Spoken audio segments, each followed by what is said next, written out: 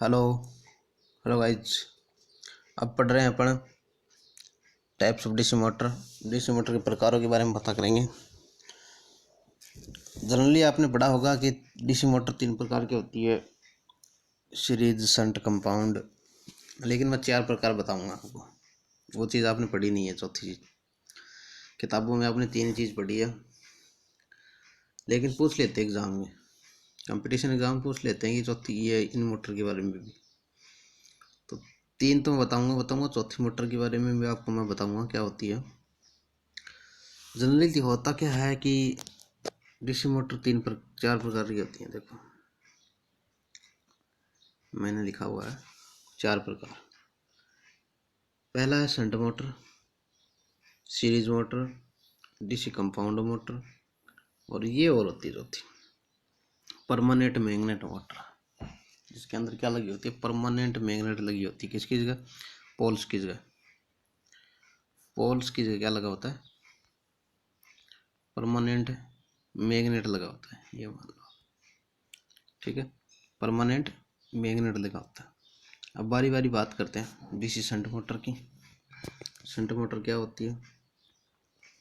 देखो थोड़ा सा सुनो, और जो बच्चे लिखना चाहिए वो लिख भी सकते हैं। इसमें मैंने ज़्यादा लिखा नहीं है कुछ। तो डीसी शंट मोटर होती है, वो बारीक तार होते हैं और ज़्यादा टर्न होते हैं। सबसे बड़ी बात तो ये तार होते हैं, वो क्या होते हैं? बारीक।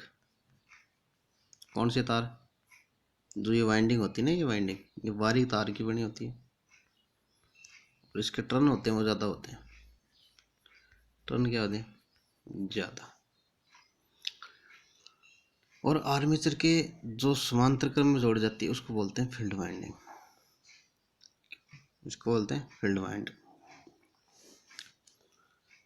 इसमें पर करंट प्रवाह हो रही है। आइए, क्योंकि ये आर्मेचर है, आइए इसमें शंट फील्ड, शंट करंट होगी, और लोड में आईआर। तो ये करंट देखो, ये करंट जा रही है इधर, ये करंट इधर जा रही है, कौन सी? आईएल। ये इधर जा रही है, I S H shunt current, और इसमें जा रही है आर्मेचर करंट। तो देखो यहाँ से जो करंट निकली है, ये करंट यहाँ से निकली और यहाँ आके 2 भागों में डिवाइड हो गई। यहाँ से निकली, कौन सी करंट निकली? आईएल करंट निकली। कौन सी करंट निकल रही है? आईएल करंट निकल रही है। ठीक है, 2 भागों में डिवाइड हो रही है। यहाँ रास्ता मिल गया इसको, देखो यहाँ मिलती,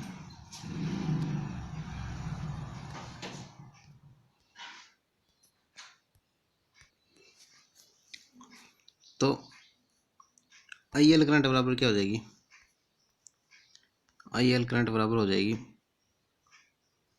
आईए current plus I S H current. Merchant field की जो करंट है, आर्मेचर की करंट है, वो किसके बराबर होती है? आईएल के बराबर होती है। क्यों होती है? देखो टोटल करंट ये है अपनी आईएल। यहाँ आते ही कुछ करंट इधर गई, कुछ इधर गई। इधर गई उसका आर्मेचर करंट नाम है, इधर गई वो शंट फील्ड करंट है। तो टोटल करंट हो गई ये। अब इसके बारे में पढ़ लो। बारीक तार की बनी होती है, कौन सी? ये वाइंडिंग।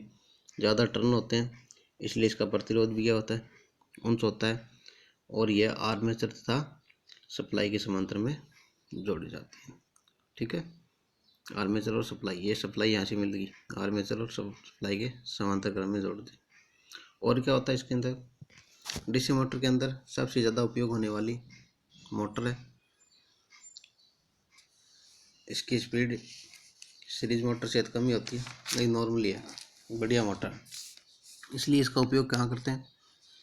लेथ मशीन में करते हैं, कपड़े बनाने वाली मशीन में करते हैं, और मोटर की चाल स्थिर मानी जाती है, इसलिए मिलिंग मशीन मिलिंग मशीन में मिलिंग मशीन पंखे, पट्टा वाहक, line shaft, CNC machine, lathe machine, milling में इनका उपयोग किया जाता है। ठीक है, अब सेकंड पढ़ते हैं सीरीज मोटर के बारे में। सीरीज मोटर देखो,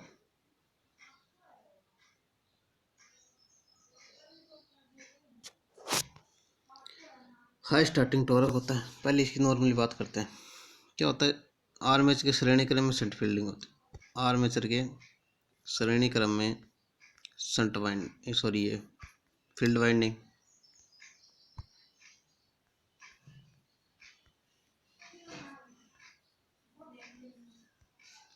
करते हैं। दूसरी बात, मोटे तार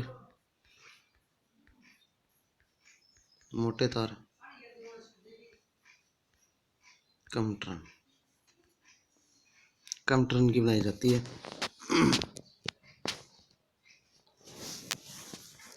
अब होता क्या, देखो इसको, ये फील्ड वाइंडिंग है, इसको आर्मेचर की श्रेणी क्रम में जोड़ा जाता है। इसलिए होता क्या है, इसमें जो करंट बहेगी वो लाइन धारा के बराबरी करंट बहेगी। किसमें,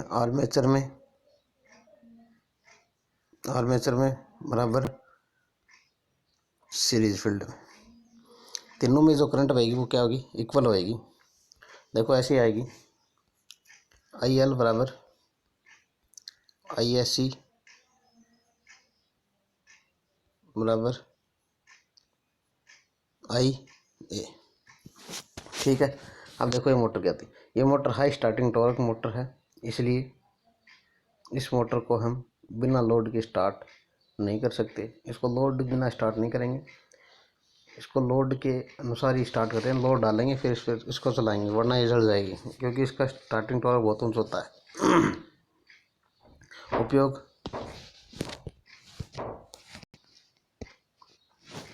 इसके उपयोग की बात करें, लिफ्ट, क्रेन, पुरानी ट्रेन के इंजन में। अब नई ट्रेनों में क्या हो रहा है, SC स्क्वायर गेज मोटर का उपयोग हो रहा है। पुरानी ट्रेनों में होता था सीरीज मोटर का उपयोग। और कहाँ होता है, विद्युत रेलवे में होता ही है। ट्रॉली रेलवे में भी अभी लगी होती है। अभी इंजन में ये स्क्वायर गेज मोटर लगी होती है। ट्रॉली, एलिवेटर, क्रेन इत्यादि में व ऑटो गाड़ियों में सेल्फ स्टार्ट बनाने के लिए, जैसे बाइक अपनी, इसको सेल्फ स्टार्ट बनाया तो इसमें DC सीरीज मोटर लगी है। ठीक है, आगे बड़ा पार्ट पढ़ से DC कंपाउंड मोटर की बात करें तो कंपाउंड मोटर वैसे दो प्रकार की होती है, कम्युलेटिव, डिफरेंशियल। आगे पेज निकाल कर समझाता हूँ आपको। कंपाउंड मोटर होती है दो प्रकार की, कम्युलेटिव, लिखा सही नहीं जा रहा, कम्युलेटिव दूसरी होगी डिफरेंशियल। ठीक है, डिफरेंशियल मतलब विभेदी और संचयी। कम्युलेटिव होती है फिर दो प्रकार की हो जाती है। कम्युलेटिव दो प्रकार की होती है। फिर कम्युलेटिव भी दो प्रकार की होती है, एक तो होती है लॉन्ग शंट, एक होती है शॉर्ट शंट। फिर डिफरेंशियल भी दो प्रकार की ही होती है।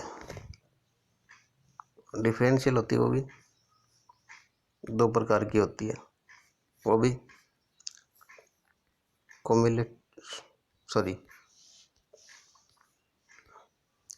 डिफरेंशियल भी दो प्रकार की होती है, लॉन्ग शंट, दूसरी short shunt.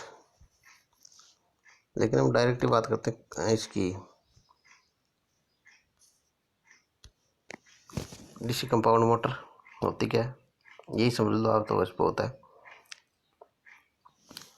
DC compound motor इस प्रकार की मोटर का उपयोग बहुत जगह होता है, बहुत ज़्यादा होता है। इसका उपयोग स्टिपिंग मशीन की ओर, स्टिपिंग मशीन में, कहीं कहीं पर रोलिंग मशीन में डीसी कंपाउंड मोटर का उपयोग होता है। उद्योगों में इस मोटर का उपयोग होता है।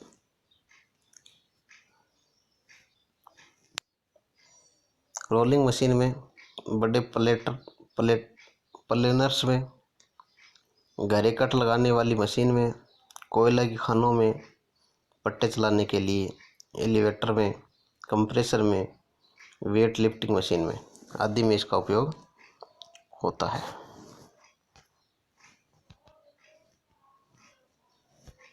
ठीक है।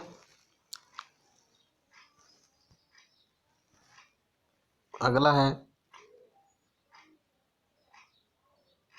Permanent magnet DC motor. इससे मोटर में परमानेंट मैग्नेट लगा होता है। किसकी जगह? पोल्स होते हैं ना अपने, उस पोल की जगह क्या लगा होता है? परमानेंट मैग्नेट लगी होती है इसके अंदर, AGNET, परमानेंट मैग्नेट लगी होती है। इसलिए इस मोटर में फील्ड वाइंडिंग नहीं होती। ठीक है। इसका उपयोग कंप्यूटर फैन, खिलौने वगैरह में, ड्रोन कैमरा होता है उसमें इसका उपयोग होता है। और आगे का पार्ट 3, 4 जो भी है कल बताएंगे आपको। आज के लिए इतना ही। तो वीडियो देखने के लिए बहुत बहुत धन्यवाद।